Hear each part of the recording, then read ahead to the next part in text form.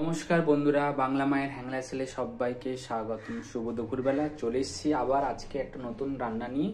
তো আজকে আমি বানাবো দুপুরবেলা পাবদা মাছ। আপনারা দেখতেই পাচ্ছেন পাবদা মাছের একদম কালো জিরে কাঁচা লঙ্কা দিয়ে পাতলা ঝোল করব। বুঝতেই পাচ্ছেন গরম পড়ে গেছে, তো গরমের সময় একটু লাইট খাবার খুবই ভালো লাগে এবং সবাই পছন্দও করে। তো কি কি লাগছে আপনার সামনে একবার দেখিয়ে দিই। লাগছে কাঁচা লঙ্কা, টমেটো, লাগছে ধনেপাতা, লাগছে সর্ষের তেল, লাগছে হচ্ছে তোমার কালো জিরে, অল্প একটু কাশ্মীরি লঙ্কা জাস্ট কালারের জন্য, দিলেও দিতে পারেন, না দিলেও না দিতে পারেন, কোনো অসুবিধা হবে না। আর লাগছে নুন, লাগছে আলু আর একটু অল্প বেগুন। তো চলুন স্টার্ট করা যাক। ফার্স্টে আমি মাছের মধ্যে একটু হলুদ মেখে নেব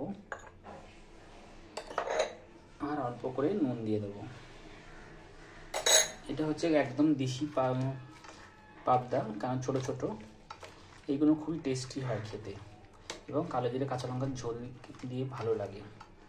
দেখতেই পাচ্ছেন আমার কড়াটা গরম হয়ে গেছে। এবার আমি এখানে দিয়ে দেবো পরিমাণ মতন তেল।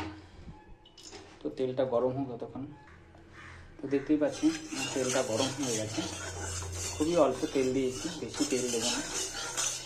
এবার আমি এক এক করে মাছগুলো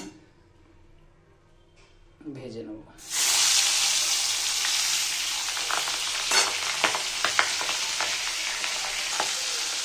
তো দেখতেই পাচ্ছেন বন্ধুরা মাছটা ভাজা হয়ে গেছে।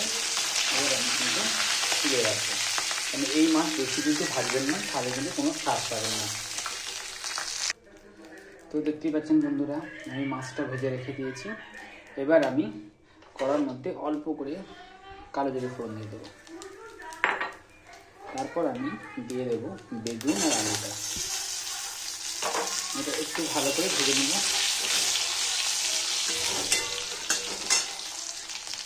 তো দেখতেই পাচ্ছেন বন্ধুরা আমার আলু আর বেগুনটা ভাজা হয়ে গেছে। এর মধ্যে কিন্তু আমি দিয়ে দেবো টমেটো আর কাঁচা লঙ্কা কুচি। এটাকে আমি একটু ভালো করে ভেজে রাখবো। তার সাথে দিয়ে দেবো আমি পরিমাণ মতন নুন।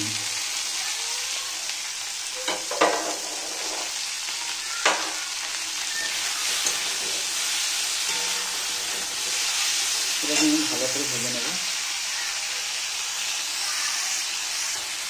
তো দেখতেই পাচ্ছেন এটা আমার ভাজা মতন হয়ে গেছে একদমই ভালোভাবে। এবার আমি এই হলুদ আর লঙ্কার মধ্যে অল্প করে জল দিয়ে দেবো। ভালো করে নাড়াচাড়া করে এটা আমি এর মধ্যে দিয়ে দেবো। এটাকে ভালো করে কষিয়ে নেবো, তাহলে আর মশলাটা পুড়বে না।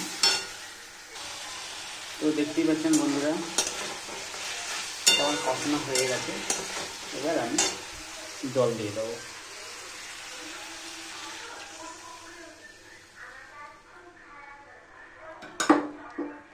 এর মধ্যে আমি ভাজা মাছগুলো দিয়ে দেবো।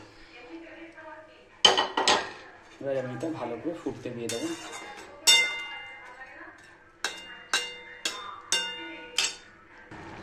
তো দেখতেই পাচ্ছেন বন্ধুরা এটা আমার হয়ে গেছে। এবার আমি এটা নামিয়ে নেব। একটু অল্প ঝোল লাগবে, বেশি ঝোল লাগবে না। দেখতেই পাচ্ছেন খুব সুন্দর একটা কালার এসে গেছে এবং মাছটা খুবই সুন্দর লাগবে। তো এবার আমি দিয়ে দেবো ধনেপাতা। ধনেপাতাটা দিয়ে আমি এবারে গ্যাসটা অফ করে দেবো। গ্যাস আমার হয়ে গেল, মাছের ঝোল রেডি। এবার আমি এটা নামিয়ে রাখবো। তো দেখতেই পাচ্ছেন বন্ধুরা আমার পাতলা মাছের ঝোল, খুবই পাতলা মাছের ঝোল রেডি হয়ে গেছে।